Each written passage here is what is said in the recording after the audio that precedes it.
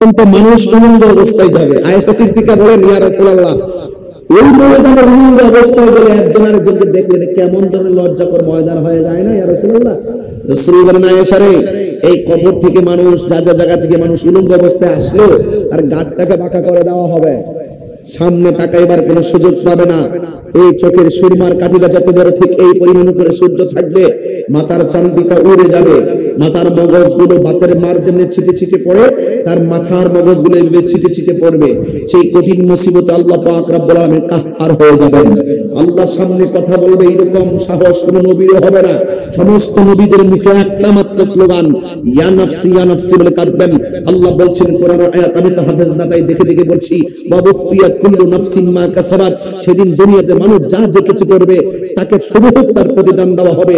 Ohm লা ইউজলামুন, এবং তার উপরে কোনো জুলুম করা হবে না।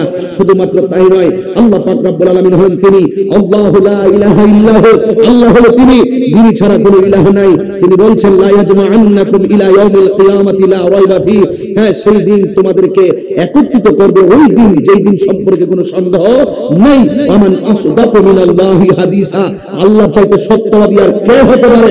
আল্লাহ তো তিনি, ওহু আল্লাযী খালাকাস সামাওয়াতি ওয়াল আরদা বিল হাক্কি, আল্লাহ হলো তিনি যিনি এই পৃথিবী আসমান এবং জমিনের মালিক। আসমান এবং জমিনকে তিনি সৃষ্টি করেছেন এই যথাযথভাবে। ওয়া ইয়াউমা ইয়াকুলু কুন ফায়াকুন, যিনি বলেন কুন ফায়াকুন, হও বললে হয়ে যায়। চিৎকার মেরে কন্যা আল্লাহু আকবার। কি হয়ে যাবে?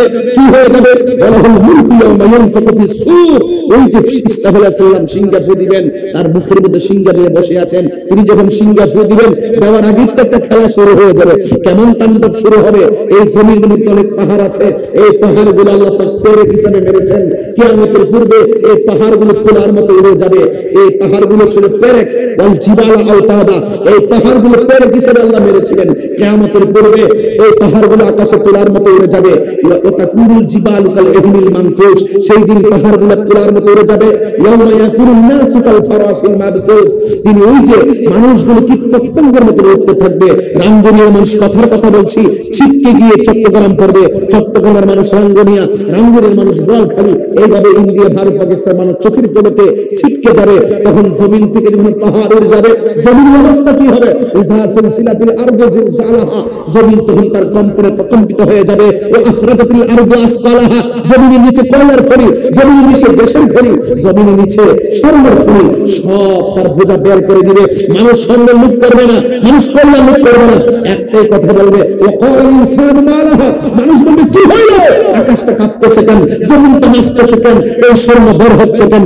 আর রাসূল বলতেছেন, এই সময় কম্পনটা এমন হবে, এই কম্পনের ভয়াবহতা বোঝাতে গিয়ে রাসূল বলেছেন, মায়ের পেটের ভিতরে সন্তান থাকবে, কেউ 3 মাসের গর্ভবতী, কেউ 8 মাসের গর্ভবতী, কেউ 7 মাসের গর্ভবতী। মাটিটা এমন ভাবে কাঁপতে শুরু করবে, এই পেট থেকে বাচ্চারা ডেলিভারি হয়ে মাটিতে রক্তাক্ত হয়ে পড়ে যাবে।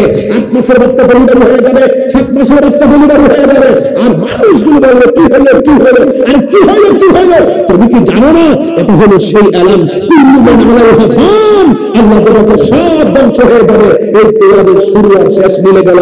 আল্লাহ এত মায়া করে আসমান বানাইলো, আসমানটা ফেটে গেল, আসমানুন ফাতারাত, এই যে আল্লাহ এত সুন্দর করে তারকা বানাইলো, ওয়া ইযাল কাওয়াকিবু তাসরাত, ওই তারকা ফুলে পড়ে গেল, এত সুন্দর করে জমিনে সাগর বানাইলো, ওয়া ইযাল বিহারু ফুজ্জিরাত, ওই জমিন থেকে সুনামি শুরু হয়ে যাবে। কি দিয়ে এই রাষ্ট্র যদি কান্না করতাম, মিনিমাম 40 মিনিট আমার সময় লাগবে। আমি একটা কারণে তাড়াহুড়া করতেছি, সেটা আমি পরে বলবো। এই যুবক ভাইয়ের আমার, এই জমিন থেকে সুনামি শুরু হবে। Young generation, Amazon figure and fighter যারা আছো, তোমরা মোবাইল আজকে চার্জ দিবা। জাপানের সুনামি, ইন্দোনেশিয়ার সুনামি, চার্জ দেওয়ার পরে দেখবে শান্ত নদীর উপরে হঠাৎ করে একটা ঢেউ বাড়ি করে লন্ডা বন্ধ করে দেয়। কিয়ামতের পূর্বে শান্ত জমিনও শান্ত হবে, শান্ত নদীও শান্ত হয়ে যাবে, সবগুলো পুড়িয়ে দিবে। বাস রাসূল সাল্লাল্লাহু আলাইহি সিংহা ফুঁ দিবেন। ওই যে আমার আল্লাহ বলছেন, কুল্লু মান আলাইহা ফান ওয়াজহু রাব্বিকা যুল জালালি ওয়াল ইকরাম, সব ধ্বংস ধ্বংস হয়ে যাবে। যিনি ছিলেন, তিনি আছেন, তিনি থাকবেন। জবান খুলে বলুন তিনি কে? পৃথিবীর অবস্থাটা কি হবে? পৃথিবীর অবস্থা কঠিন হয়ে যাবে, এমন অবস্থা সৃষ্টি হবে, হায় হায়, কোথায় মানুষ থাকবে, কোথায় জমিন, কোন সময়ের চিত্রটা কেমন থাকবে, এটা আল্লাহ পাক ভালো জানেন। একটা ময়দান আমার জন্য আপনাকে বানানো হবে, ওই ময়দানটা শামসিয়াই হবে, নিচের মাটি হবে তামা, উপরে থাকবে সূর্য, মানুষ উলঙ্গ অবস্থায় থাকবে।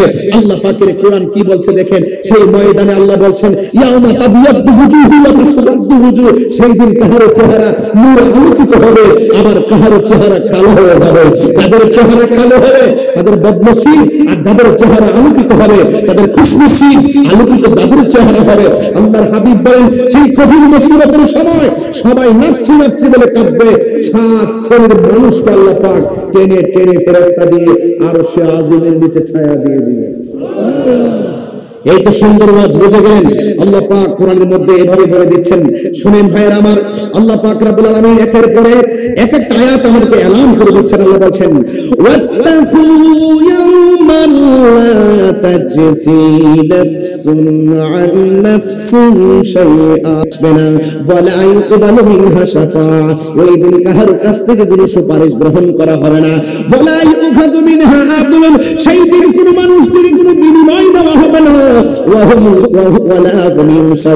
আর সেই দিন কোন মানুষ কাহার কাছ থেকে কোনো সাহায্য প্রাপ্ত হবে না। তার মানে হলো তুমি কাঁদবে নাফসি নাফসি বলেন, আমি কাঁদবো নাফসি নাফসি বলে। আল্লাহর হাবিব বলেন সেই দিন এই পথরোধের ভিতরে আমার যে জমিনটা থাকবে, ওই জমিনের মধ্যে মানুষ নিজের গামে নিজেরা সাঁতারে কাটবে। কেউ গিরা পানির মধ্যে সাঁতার কাটবে, কেউ হাঁটু পানির মধ্যে সাঁতার কাটবে, কেউ কোমর পানির মধ্যে সাঁতার কাটবে।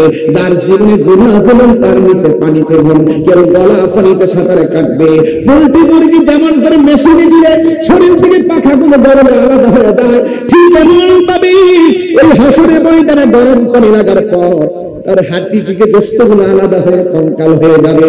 একদিন নয়, 2 দিন নয়, 50,000 বছর তারা এভাবে ময়দানে দাঁড়ায় থাকবে। সবাই বলবে আল্লাহ, রঙ্গুলিয়ার বাবা, লালানগরের বাবা, জবানটা খুলে বলুন আল্লাহ, ও আল্লাহ। বিচার কাজটা শুরু করো। আদম নবীর কাছে বলো, আদম একটু বলেন আল্লাহকে বিচারের কাজটা শুরু করতো, হইলে বেহেশতে যে 3 ঝুঁকে দেব, আর আযাব আমাদের সহ্য হয় না। কোন নবী বলার সাহস পাবে না। যার কথার দ্বারা বিচারের কাজটা শুরু হবে তিনি হলেন আমার নবী, আপনার নবী, রাহমাতুল লিল আলামিন। যুবক ভাইরা আমার, আমার নবী, আপনার নবী ওই কঠিন ময়দানে যখন বলবেন আল্লাহ আমার উম্মত বিভীষিকাময় প্রান্তরে নিজেরা এত কষ্ট করে আল্লাহ বিচারটা শুরু করুন, তখন আমার আল্লাহ রাব্বুল আলামিন বিচারের কাজটা শুরু করার ফাইলটা হাতে নেবেন। আল্লাহ হবেন হাকিম, আমার নবী হবে সেই দিন উকিল। সুবহানাল্লাহ, আল্লাহ সুবহানাল্লাহ। রহমতে আল্লাহ নূরে মুজাসসাম, রহমতে নূরে মুজাসসাম, সাহাবীরা আকরাম, ওই নবীর নাম মুবারক, সাহাবীরা আকরাম। চিনো জানো মানো কেমন আমার নবীজি, যাহার প্রেমে চন্দ্র চূড় তারকারাজি। বলো চিনো জানো মানো কেমন আমার নবীজি, যাহার প্রেমে পাগল চন্দ্র তারকারাজি। তোমরা আরো শুনবানি সুন্দর কাহিনী, আরো শুনবানি সুন্দর কাহিনী। জান্নাতের রোমে লেখা নবীর নাম, জান্নাতের রোমে লেখা নবীর নাম। রহমতে নূরে মুজাসসাম, রহমতে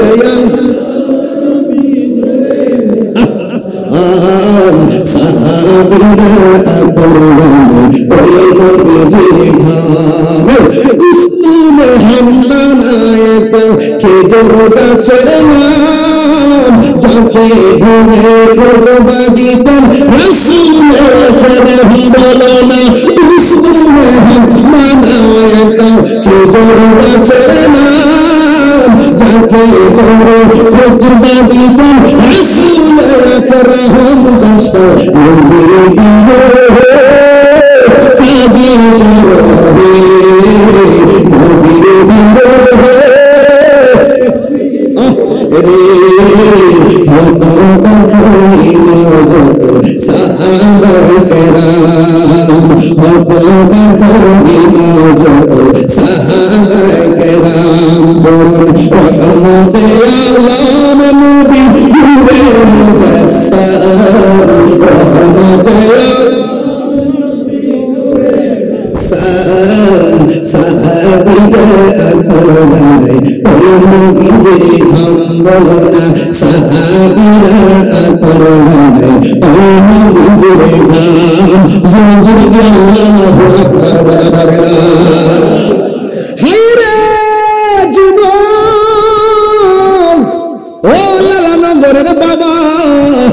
নবী বলছেন বিচার শুরু হয়ে গেল সব বান্দাগুলো নফসি নফসি বলে কাঁদবে আদম নবী বলবে নফসি নফসি ইব্রাহিম নবী বলবে নফসি নফসি ইউনূস নবী বলবে নফসি নফসি সব নবীগণ নফসি নফসি একমাত্র আমার নবী আপনার নবীর বেলায় ভিন্ন ঈসা নবীর কাছে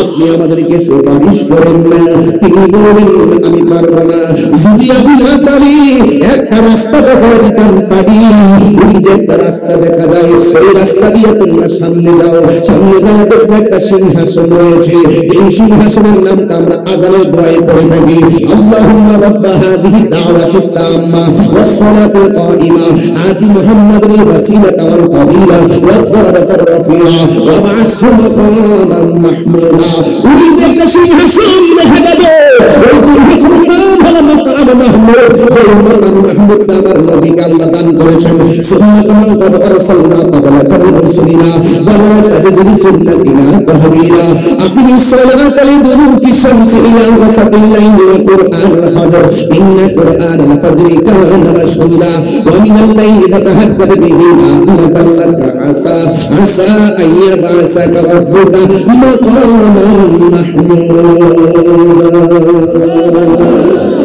আরজুকুম আল্লাহু আকবার ঈসা পয়গম্বর বলেন ওই যে সিংহাসন ওই জায়গার ভিতরে তোমরা চলে যাও এবার সবাই সেই সিংহাসনের গোড়ায় যাবে এই ময়দানে সব মাথা উঁচু করে বলে নফসি নফসি সব নবীরা বলে মাথা উঁচু করে নফসি নফসি আর আমার নবী আপনার নবী ওই সিংহাসনের গোড়ার ভিতরে সাজদা দিয়ে নবীরা উম্মতি উম্মতি বলে কাঁদতেছে উম্মত দয়া করে ইয়া রাসূলুল্লাহ ও দয়ার নবী দয়া করো না তুমি ছাড়া এই জগতে দয়ার কেউ নাই সব নবীদের কাছে গেলাম কাজ হলো না তুমি তোমার উম্মতের দূর করো না দূর করো না নবী দূর করো না তুমি তোমার উম্মতের দূর করো না এই কথা বলার পরে নবী মাথা মুবারক তুলে না কেন একটাই কারণ আল্লাহ সেই ময়দানে কাহার নবীর কথা হলো আল্লাহ যতক্ষণ পর্যন্ত আমার ডাক দিব না ততক্ষণ পর্যন্ত আমি মাথা মুবারক তুলব না যেই উম্মতের জন্য নবী দুনিয়াতে আসার আগে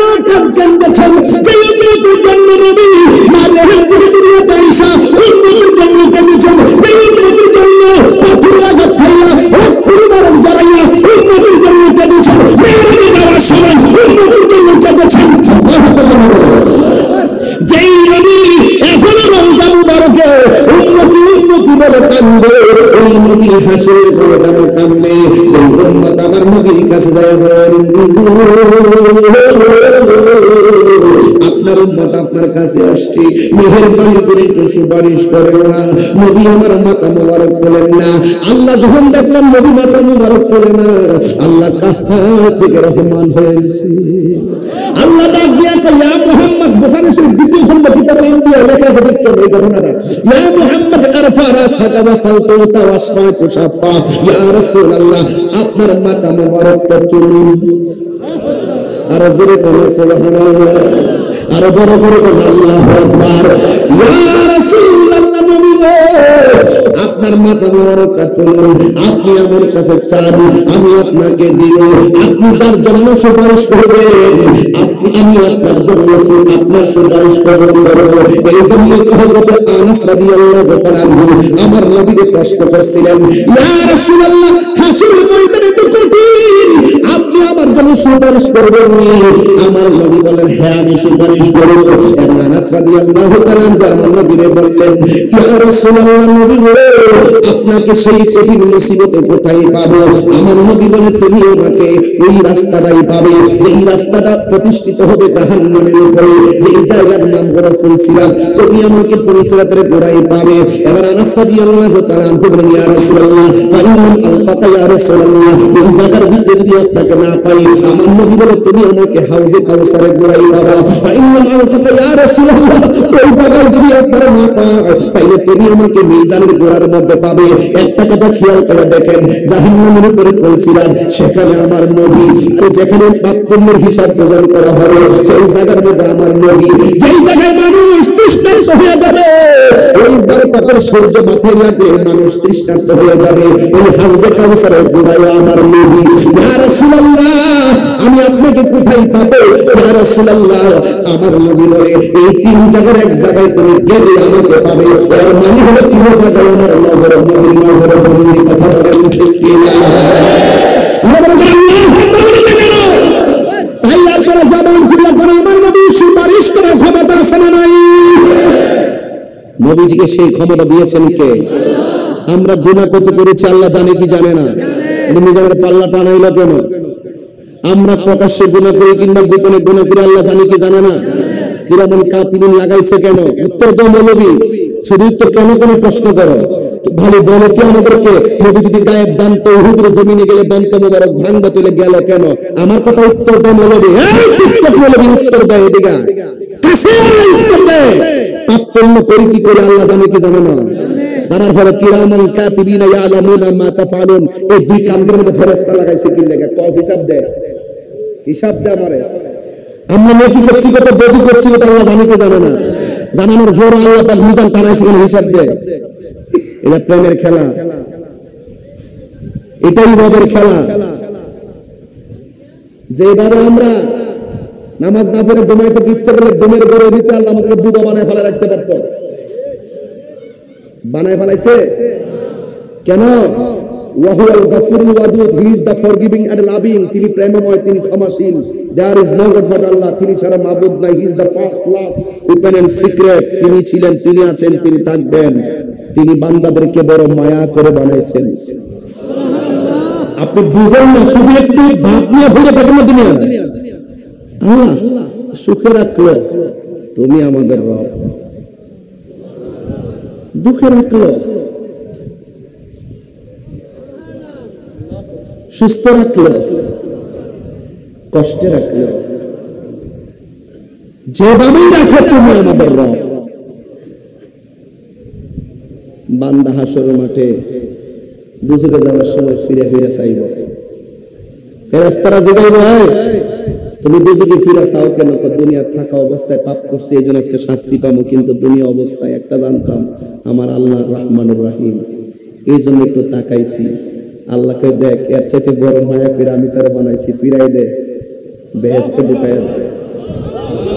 শুধু একটু প্রেম নিয়ে বসে থাকেন না, একটু প্রেম নিয়ে বসে থাকেন, প্রেম, তাহলে দেখবেন অটোমেটিকলি আপনি মজা পাবেন, আমল দিয়ে পার হয়ে যাবেন। গ্যারান্টি কার্ডও নাই, ওয়ারেন্টি কার্ডও নাই, শুধু আছে আমাদের প্রেম। জীবনটা দিয়ে নবীরে ভালোবাসি, কবরে নবী আপনি ছাড়া উপায় নেই, হাসরের ময়দানে নবী আপনার সুপারিশ ছাড়া আমরা কোনো বাঁচার পথ নাই। আমরা যা কর্ম করছি দুজক ছাড়া কিচ্ছু দেখি না, তবে আপনার দিকে যখন তাকায় মনে হয় যেন আপনি আমাদেরকে একটু মায়া করবেন। আপনাকে জানার চাইতে ভালোবাসি, আপনি মনের কথা জানেন। সুবহানাল্লাহ। শুধু এই দরদটা নিয়ে বসে থাকেন। আজকে দেখেন কথাই তো কথা বাড়ে। কিছু মৌলবী আছে, তারা কি বলে জানেন? তারা বলে নবী নাকি হাসরের মাঠে বলবে আমার নেকের পাল্লা ভারী হয় নাকি বদের পাল্লা ভারী হয়। নবীদের কি কোনো গুনাহ আছে? গুনাহ আছে? নবীগণ আল্লাহর পক্ষ থেকে মাসুম, সাহাবায়ে কেরাম আল্লাহর পক্ষ থেকে মাহফুজ, আমরা না মরহুম বা মাগফুর, একটাই তো হবে। এখন জমানার মধ্যে দেখেন কিছু মৌলবী মাসুম বুঝে না, মাহফুজও বুঝে না। যিনি মাহফুজ বুঝে না এটি সাহাবাদের বল ধরে, কথা কোন ঠিক না? ঠিক। যিনি মাসুম বুঝে না এরা নবীরে গুনাহগার বানাইতে চায়। আল্লাহ নাকি নবীর পূর্বের পরে সব গুনাহ মাফ করে দিয়েছে। নবীদের কি গুনাহ আছে? গুনাহ আছে। এরা কি মাসুম? এরা কি মাসুম? আকীদা ঠিক রাখেন। তো যেই মৌলবী বলে নবী যে হাসরের মাঠে সুপারিশ করবে, দূরের কথা, নিজের জান নিয়ে ঠেলাঠেলি, এই মৌলবীর কি ঈমান আছে না গেছে? এইগুলো হইল টিকটক মৌলবী। এরা ঘরের কোনাত বসে একটা ভিডিও ছেড়ে দিবে আর পেট্রোল ডলার খাবে। আর এইগুলো আমরা দেখে মাঠে বাজারে প্রতিবাদ করুন, আর এই উসিলায় এরা ভাইরাল হয়। এটাই হলো এদের সার্থকতা। এখন বলতেছে একটা কথা চাপ দিয়া দল্লা বাড়িটা ঘুরে যায়। এই টিকটক মৌলবীদের যন্ত্রণায় ফেসবুকটা আহত। ফোলাফান্ডি করি এই ছেলেগুলা কোথায়? যে ছেলে হাত তোলা দেখি ছেলেগুলা, আমাদের ছেলেগুলা কোথায় দেখি? ছেলে নাই, সব মেয়ে না? এরা কি মেয়ে নাকি? বাবা শরীফে থাকার, শরীফ হয়েছ না আপনার রূপান্তর টেপান্তর আমাদের কথা কোন ঠিক না বেটি? এগুলা চলবে না, এগুলা চলবে না। ট্রান্সজেন্ডার চলবে না বাংলাদেশে। এই কাহিনীর আলোচনা যে করবে তার বিরুদ্ধে অ্যাকশন শুরু হবে, কথা কোন ঠিক না বেটি? থার্ড জেন্ডার ঠিক আছে, আল্লাহ প্রদত্ত, যাদেরকে বলি আমরা হিজরা, এরা আল্লাহ প্রদত্ত সৃষ্টি। আল্লাহ চেয়েছেন এদেরকে সৃষ্টি করার জন্য, তারা হয়েছে, এদেরকে আমরা সম্মান করি। কিন্তু ট্রান্সজেন্ডার, নিজেকে নিজে মেয়ে দাবি করা, নিজেকে নিজে ছেলে দাবি করা, আবার অঙ্গহানি কইরা নিজেকে নিজে বানানো, এগুলো হারাম, এগুলো চলবে। এগুলো স্রষ্টার যে সৃষ্টি, সৃষ্টির বিকৃতি, প্রত্যেক বিকৃতি হারাম। কথা বলেন ঠিক কিনা? যাই হোক, এদিকে গেলাম না। এই টিকটক মৌলবীদের যন্ত্রণায় ফেসবুক আহত, ইউটিউব নিহত, গুগল সম্পূর্ণ আইসিইউতে। আপনি গুগলে সার্চ দিয়ে যে ফটো দেখবেন আসে। আমাদের সব বেদাত, কিছু হলি তো বেদাত, ঠিক আছে, কিছু হলি বলে বেদাত। এবার শবে বরাতে কি বলছে? শবে বরাতে মসজিদে নামাজের ভিড় করার চাইতে ব্যবসাখানায় থাকা ভালো। নাউজুবিল্লাহ বলেন না। 48 ঘন্টা সম্মত ইসলাম, 41 ঘন্টার পরে কিছু আমতামতা করছে, সামনে যদি করে ধরুন পাইলে সব গুছাই রাখছি, মামলার ঠেলা কিছু মাপকাপ চাইছে। আবার ইদানিং লাইলাতুল কদর আসার পরে বলতেছে লাইলাতুল কদরে নামাজ পড়ার চাইতে হিন্দুর পূজা করা ভালো। এরা কি মুসলমান? এরা কি মুসলমান? এই নামাজগুলো করলে একদম পছন্দ করে না। আর এদের পিছনে আবার স্কুল কলেজের ছাত্ররা ঝুঁকে যাচ্ছে। এটাই হলো সবচেয়ে বড় আফসোস। যারা জেনে শুনে সত্যকে গোপন করে ভিন্ন এজেন্ডা বাস্তবায়ন করতে চাচ্ছে, এদের সাথে আমাদের কোনো সম্পর্ক, এদের সাথে সম্পর্ক। ঈমান আছে আমরা মূল্যায়ন করব, ঈমান নাই, ঈমান হারা মানুষের সাথে আমরা থাকবো। এখন আপনারা একটু ভোট দেন তো দেখি, রাঙ্গড়ের মানুষ, লালনগরের মানুষ, আমার নবী হাসরের মাঠে সুপারিশ করার ক্ষমতা আছে না? নবীর সুপারিশ আমরা চাই কি চাই না? আরো বড় করে চাই কি চাই না? আল্লাহ আপনাদের সকলকে কবুল করে আমিন। আর জবান খুলে আমিন।